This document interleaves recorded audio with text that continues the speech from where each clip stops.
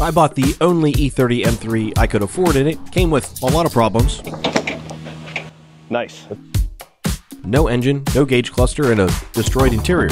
But I rebuilt the entire suspension, every bushing, bearing, shock, strut, you name it, it's all new.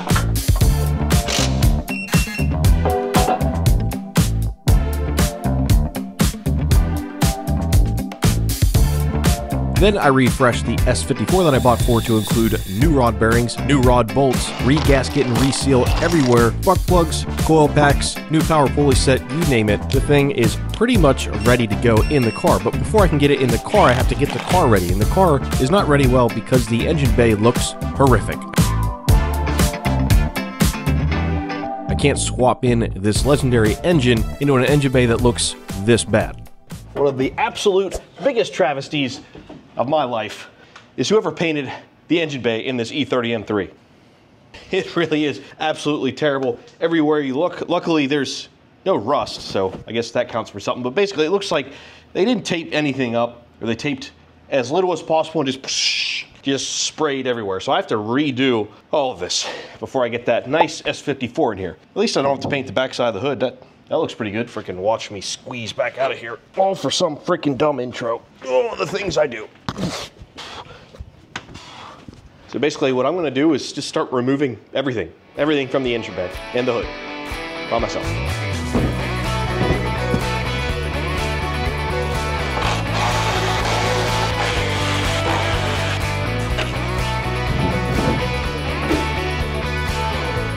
Easy does it.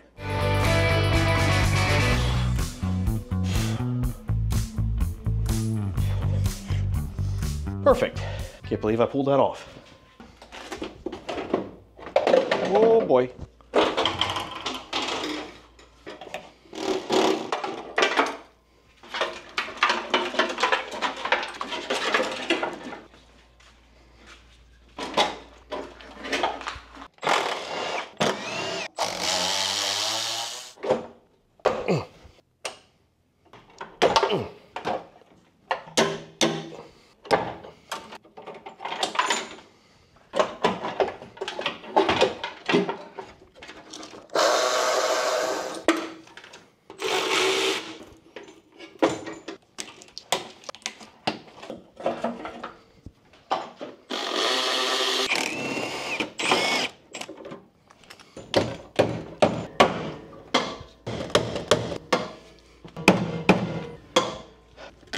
Now this is the nice stuff here. This is just getting silly.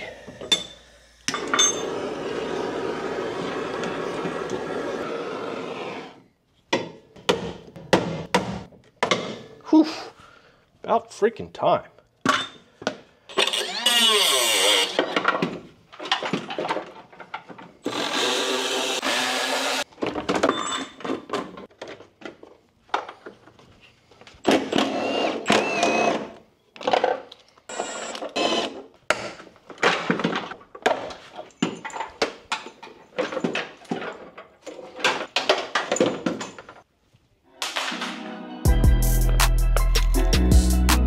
This is nowhere close to a modern car, so I really can't imagine doing this on something from even the mid-2000s. But I got the driver's side mostly stripped, so I moved on to the passenger side. Then it was time to get a whole bunch of stickers and miscellaneous things off, which always takes way longer than what you first expect. I also removed the bracket on the driver's side that I believe held the factory airbox, because that thing is just plain ugly, and I certainly won't be needing it anymore. Along with everything else going on in this video, I have a bunch more parts to actually install rather than remove. Are those soda bottles? Yeah.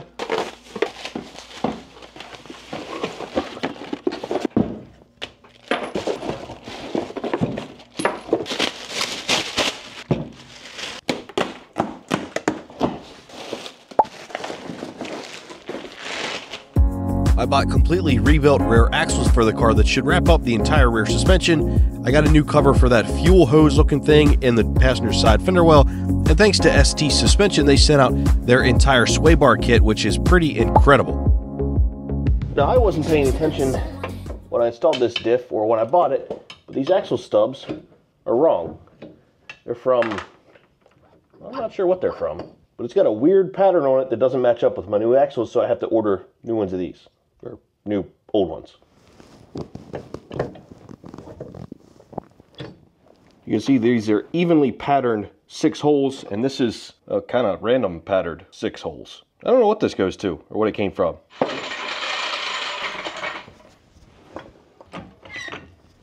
My old fuel line breather cover was metal and looked horrendous. Apparently these things always rust out and look like crap, and that's certainly the case here, so I'm going to have to try and find a new one of those. Perhaps somebody makes one that won't rust out. And here's the factory part. It costs well over $100 and is probably inevitably going to rust again. So, through some diligent internet searching, I found that someone on Etsy 3D prints one, and it's plastic, so it should hopefully last basically forever. Oh, that's way nicer. What's really cool is that these axles are completely rebuilt, but I guess they're not pre-packaged with lube or with grease. They're pre-greased, even though there is grease in there, but I'm just going to dump the whole packet in there. My experience with CV boots and axles is exactly 0, and you'll see why that comes into play just a little later in this video. But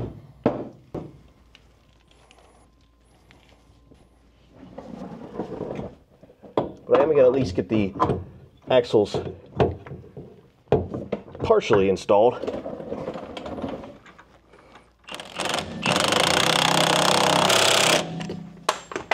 The hub's fully seated in there, and that new wheel bearing and everything feels fantastic. I almost forgot, Condor sent over some of their rear tie downs. Give you a nice point to tie the car down whenever you inevitably break down or have to tow it somewhere or do race car stuff. So now's the perfect time to install them.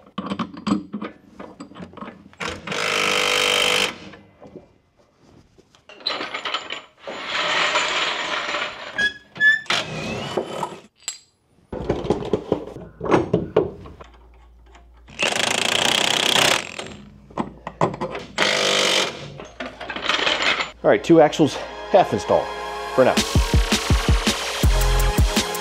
And now is the perfect time to install the rear sway bar from ST Suspension. Now it comes with its own end links, which are pretty neat, and it also comes with its own mounts, but since I previously installed the ECS Tuning heavy duty mounts, I'm going to use those, and they do work in conjunction with this rear sway bar.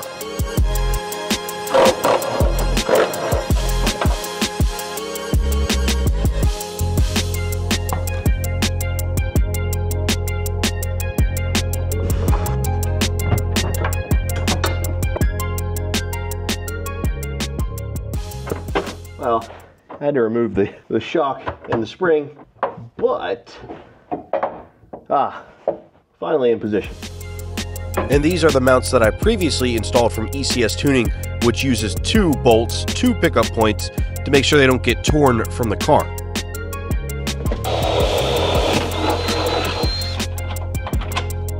And with the sway bar in position and bolted into the mounts, that part is fully installed and we can move on to the end links.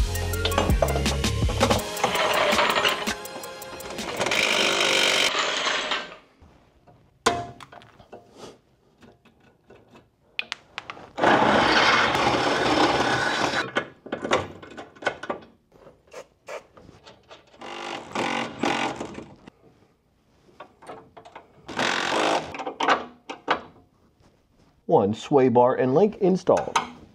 Looks freaking sweet. Nice design. I had to do a little bit of back and forth with the sway bar end links because they are fully adjustable, and I had to move the springs and shocks yet again, but I got both sides fully installed, and this is a pretty sweet looking setup.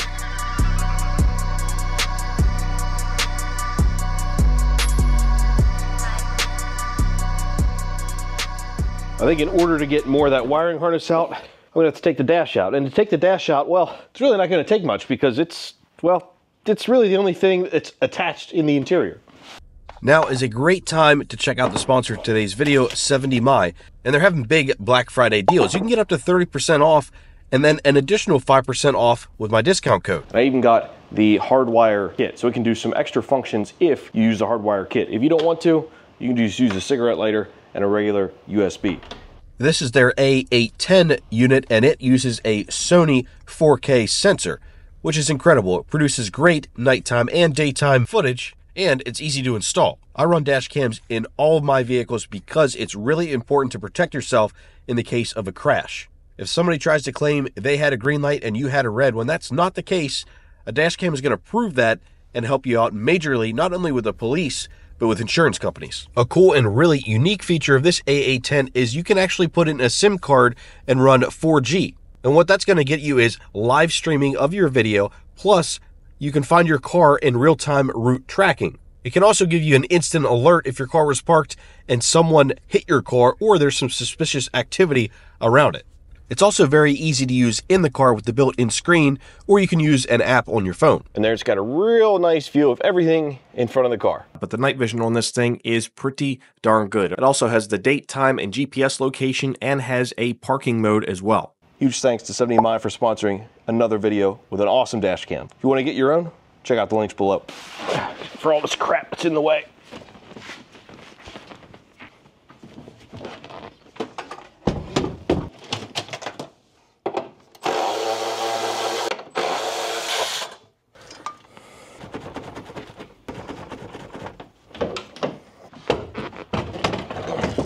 Sweet steering wheel, bruh.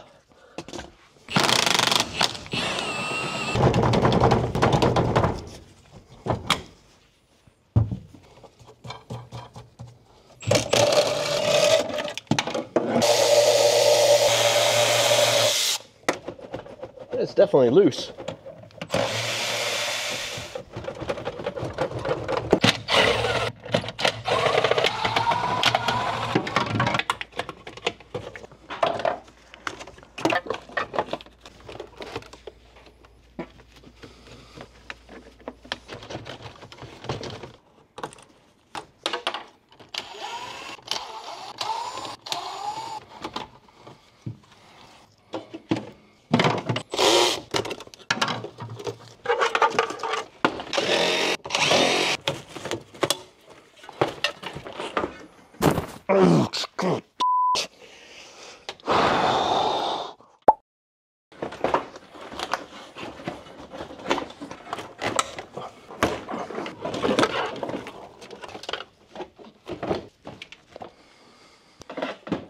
All right, it looks way worse now.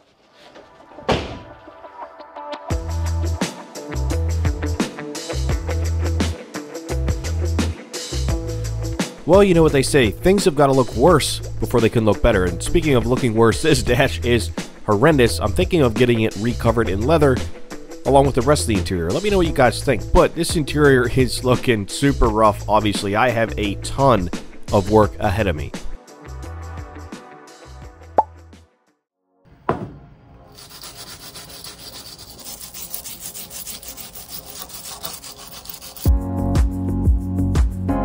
In regards to the rear end, I got the new used axle stubs in that are the correct pattern, so I decided to soak them in some rust reformer, rust remover for a couple days. It'll at least clean them up a little bit. They weren't too terrible, but in the meantime, I messed up the CV joints on both rear axles. They basically fell apart when I was putting them in the car, and I could not get them back together, but thankfully, Donald could, and it was a massive pain.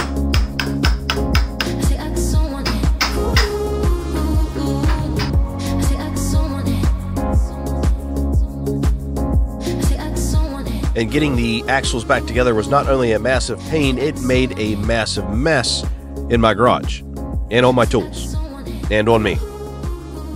Hey, we got this all working nicely, thankfully. That was way more work than I thought it would be. It was a huge pain, actually. I really don't know if I can get this in with the stub already installed or not. I kind of doubt it, but I'll give it a shot. Doesn't look that way.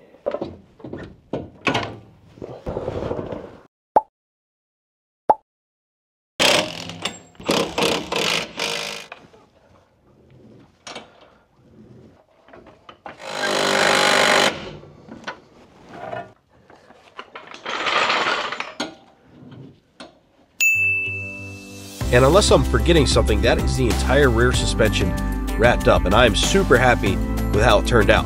As long as I don't forget to fill up the diff with fluid.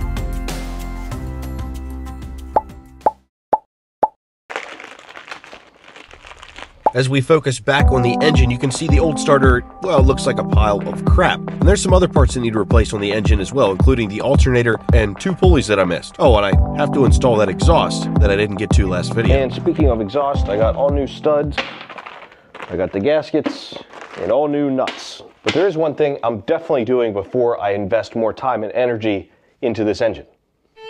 Let's hope everything is good and I didn't just waste my time. And you're right, I probably should have done this first. In the last video, I bore scoped each cylinder and I thought everything was fine. There I can see cross hatching. You got some fluid on there. Yeah, everything, whew. All right, guys, everything looks good. But you guys noticed something Thankfully. that I didn't.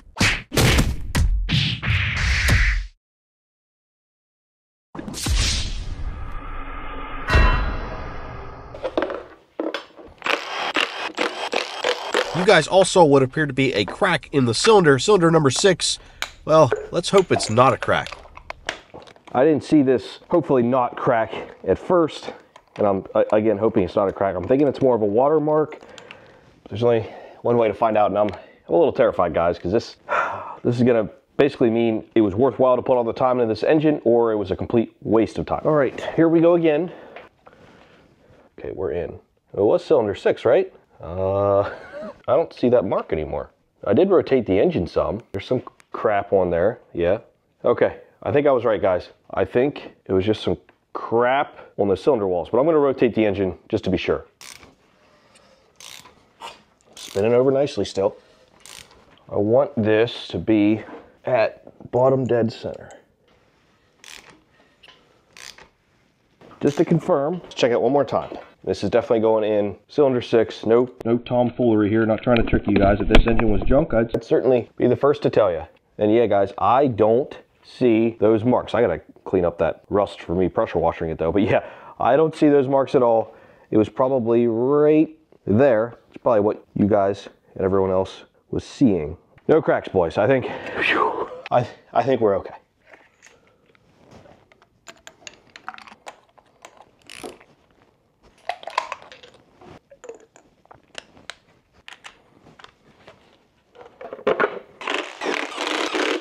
Now back to the front of the engine. I need this pulley, so I'm gonna break it loose first. This thing definitely isn't as smooth as it should be, so that needs replaced for sure.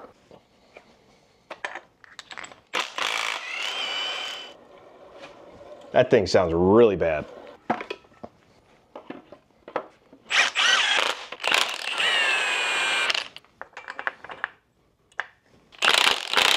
That's how an alternator should sound. Silence, basically. One for you.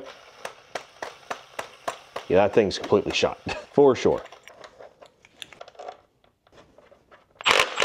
And again, nice and silent.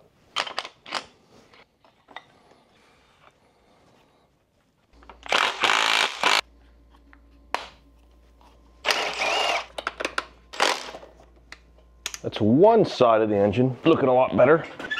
Now I just got to do the other side. Now thanks for the comment about this being flipped the wrong way. Looking at it, now I see. I do believe I have this upside down. And to install the new exhaust manifolds for Megan Racing, I got all new exhaust studs, which have a Torx head on them, which makes them super easy to install.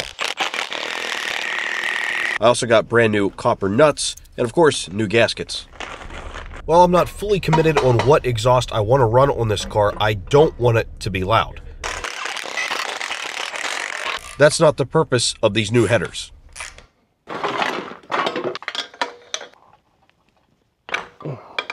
You know what? I should probably just get new O2 sensors, to be honest. Screw that.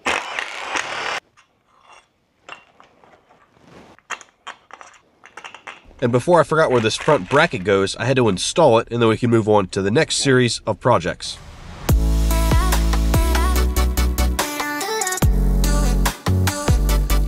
Getting the new pulleys on there along with the new alternator certainly cleaned up the front of this engine, and the Megan Racing headers look great. Now what doesn't look great is that engine bay and all the wiring.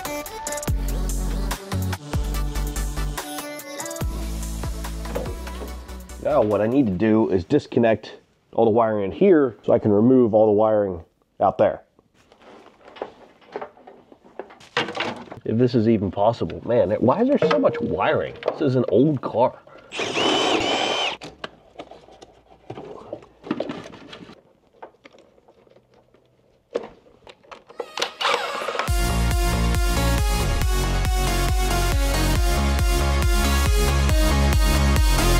All right, I messed with this for a long time. And by a long time, I mean a long time. And the only way to fully remove this would be to pull the entire harness. And that might include everything on the floor and everything, all the dash, heater core, stereo, absolutely everything. I'm not gonna do that because I don't need to do that. I got enough slack where I'll do just like on my other E30. I'll paint in here and I'll tape this up really nice and you'll never know. Is that ideal? No, I actually wanted to get that fully out of there, but man, that is just a ginormous amount of work and I don't want to deal with old brittle wiring and stuff like that. I don't want to break what's not broken. Pretty much this engine is ready to drop into the car now. We're pretty much good to go there. I just have to get the car ready. I was actually hoping to paint the engine bay in this video, but I completely underestimated how much work it's going to be, and all my painting supplies aren't here yet, so clearly not happening in this video. And since I didn't paint the engine bay yet, obviously I'm not going to put the beautiful ST front sway bar in because it would just pretty much get in the way of paint and prep work, and I don't want to make this thing look nasty. Yeah, the things I do for entertainment.